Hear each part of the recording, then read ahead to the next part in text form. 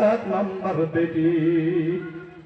ওই বেটিটা জবাব দিয়ে দেয়, ও ফেরেশতারা, আমার বাবাকে আমি জাহান্নামের ভিতরে যেতে দেব না। কারণটা হয়ে থাকলে আমি তার কন্যা সন্তান ছিলাম। এই জমিনের মধ্যে, পৃথিবীর মধ্যে আমাকে লালন পালন করতো। ওই বাবা কত কষ্ট করে লালন পালন করতো, কারণে জাহান্নামে হইছে। কিন্তু আমি তার বেটি এই জাহান্নামের ভিতরে দিয়ে প্রবেশ করতে দিব না। ওই ফেরেশতা কি করলেন, বাবাকে ঘুরাইয়া ঘুরাইয়া 2 নম্বর জাহান্নামের মধ্যে নেওয়া হলো। তার বাদে ওই 2 নম্বর বেটিটা জাহান্নামের মধ্যে খাড়ানো, 2 নম্বর বেটিটা জাহান্নামের মধ্যে জান্নাতের ভিতরে খাড়ানো। তখন বললেন ডাক দিয়া, ও ফেরেশতা, শুনে নাও, শুনে নাও, তুমি তো হাজার কোশিশ করো, আমি তার কন্যা সন্তান জাহান্নামের ভিতরে ঢুকতে দিব না। কারণটা হয়ে থাকলেন, ওইটা আমার পিতা আমাকে হাজারো কষ্ট করে করে করে করে লালন পালন করতো। তার যে আমলের কারণে তিনি জাহান্নামে হয়ে গেছে। কিন্তু আমি তার কন্যা সন্তান, আমাকে জমিনের মধ্যে, পৃথিবীর মধ্যে পর্দার আদেশ দিত, এই জমিনের মধ্যে কোরআনের তালিম আমার ভিতরে দিত। আমি তার কন্যা সন্তান জান্নাতে হয়ে গেছি। আমি কন্যা সন্তান, আমি তার ওই বাবাকে জাহান্নামের ভিতরে দিব না।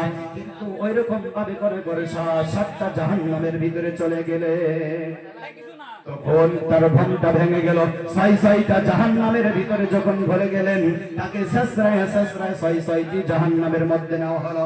7 নম্বরে যখন নেওয়া হলো, তখন দেখে নাই নাই নাই নাই নাই নাই আর কোনো বেটি নাই। তার ঘুমটা ভেঙে গেল।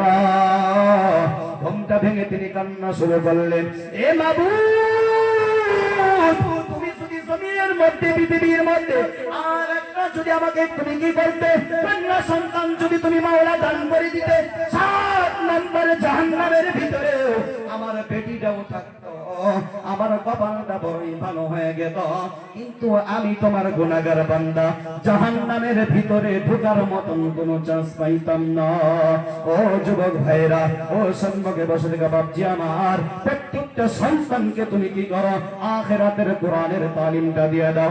ও যুবক ভাইরা, আপনাদের বিন্যাস না থাকতে পারে রে বাবা, হানাকুড়া অঞ্চলের ভিতরে আছে, সন্তান যদি বিবাহ করে, সন্তান যদি বিবাহ করে দিল, মা ভাত পাই না, বাবা ভাত পাই না, মা কান্না করে,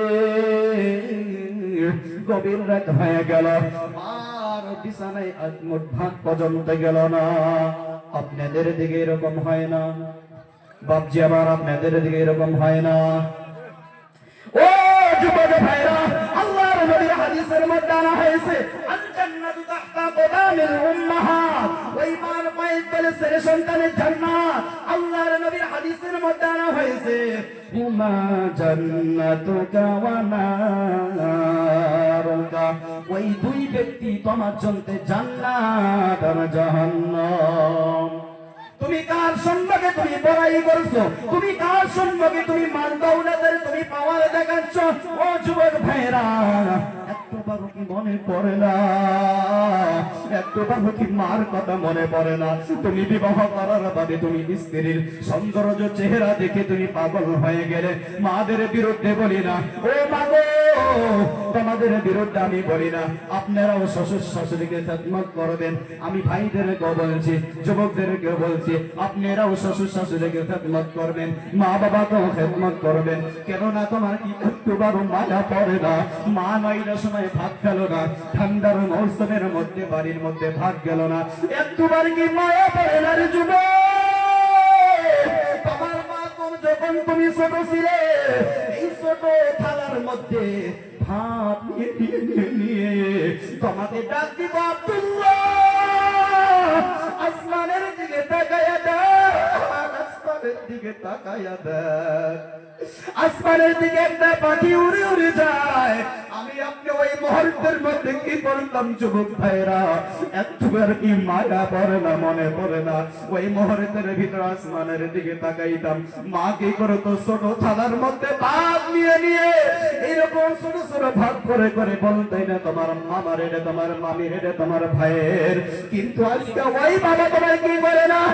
এক মুঠ ভাত পায় না, একটুকু কি মায়া পড়ে না রে যুবক? পর্যন্ত তোমার জমতে আত্মারি বাদ পর্যন্ত ওয়াইসকা পায় না। আর সাহাবী আল্লাহর নবীর কাছে জিজ্ঞাসা করলেন, ইয়া রাসূলুল্লাহ, ইয়া হাবিবাল্লাহ, এই জমিনের মধ্যে খেদমত করব কার? তিনি বললেন, আল্লাহর নবী বললেন, তোমার মার।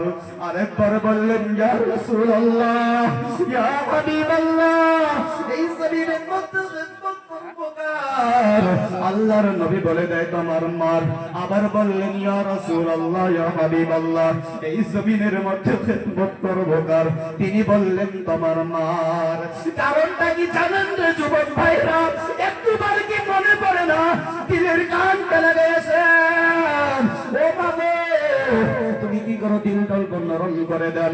ও বাবজি, আমার দিলটা অল্প নরম করে দিবেন।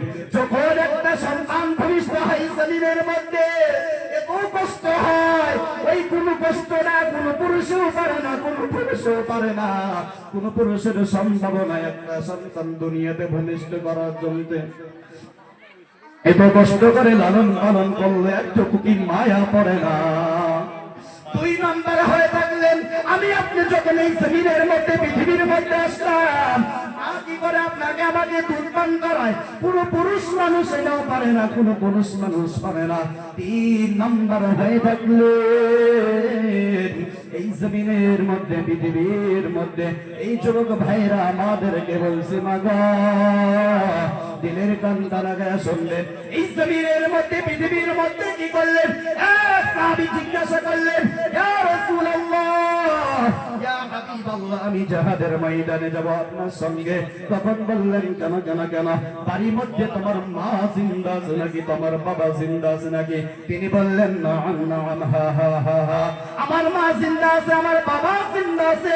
আল্লাহর নবী ডাক দিয়া বলে, এই জমিনের মধ্যে পৃথিবীর মধ্যে তোমার মা খেদমত করো, তোমার বাবার খেদমত করো।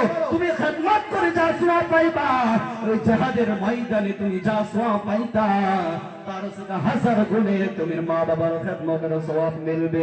ও যুবক ভাইরা, হাদিসের মধ্যে আনা হয়েছে, মা যদি কি করে কোন সন্তানের জন্য এই জমিনের মধ্যে যদি দোয়া করে দেয়, আল্লাহর কসম খায় বলছি, হযরত ওমর রাদিয়াল্লাহু তাআলা আনহু বলে দিয়েছে, যারা পরিমাণ সন্দেহ নাই, যারা পরিমাণ সন্দেহ নাই, ওই মার ওই বাবার দোয়া আল্লাহ রাব্বুল আলামিনের কাছে সরাসরি কবুল হয়ে যায়।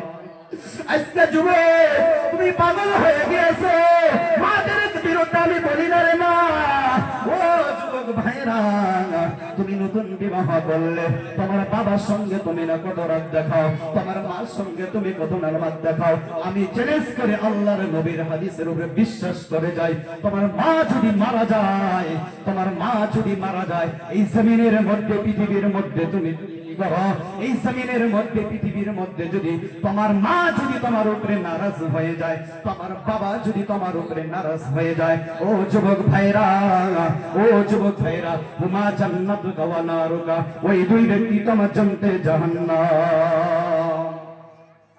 একটু কি মনে পড়ে না কার সঙ্গে আমি এরকম টাকার মাল দৌলতের সৌন্দর্যের নমুনির আমরা কি করছি, বড়াই করছি? মাকে ভুলে গেলাম, বাবাকে ভুলে গেলাম, অল্পটুকু মনে করেন রে বাবা। ও পর্দার আম্মা গো, অল্পকে কি মনে পড়ে না?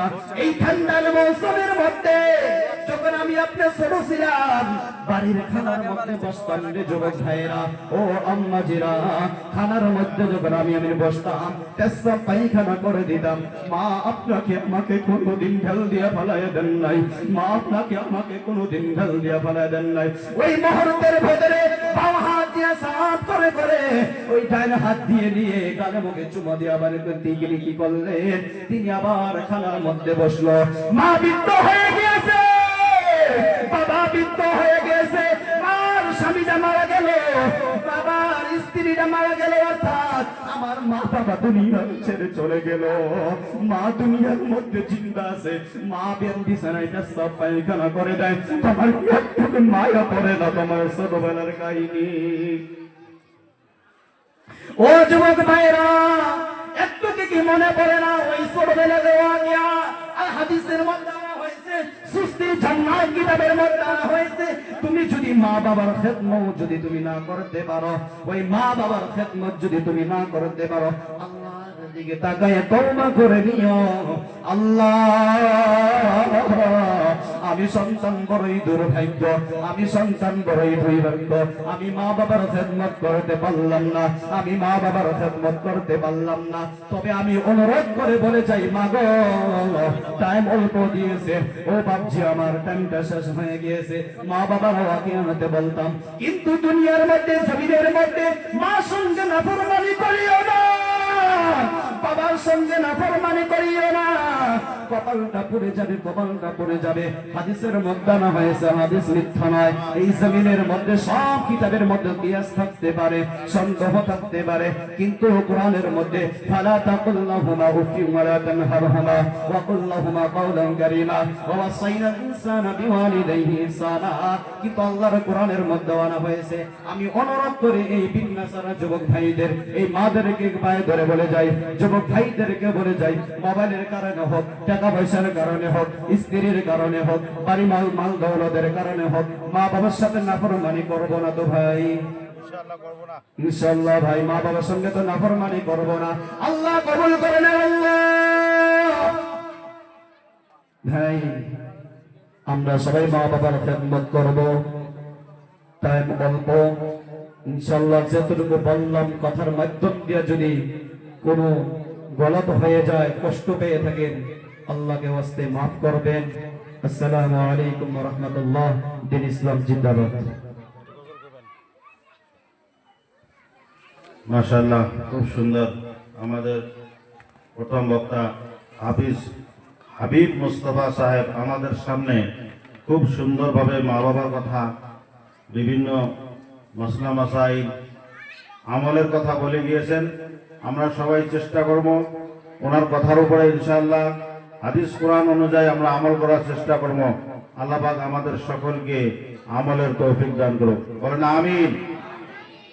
এখন আমাদের সামনে উপস্থিত বহুত দূর থেকে আগত, কলকাতা থেকে আগত হযরত মাওলানা নূর হাসান সাহেব আসমি, উনি উপস্থিত আছেন। ওনার ইনশাআল্লাহ ওয়াজ নসিহত ভালো করে শুনবো আমরা। বহুত কষ্ট করে বেচারা মুসাফিরের হালত নিয়ে আমাদের সামনে উপস্থিত হয়েছেন, কিন্তু দুর্ভাগ্যের বিষয়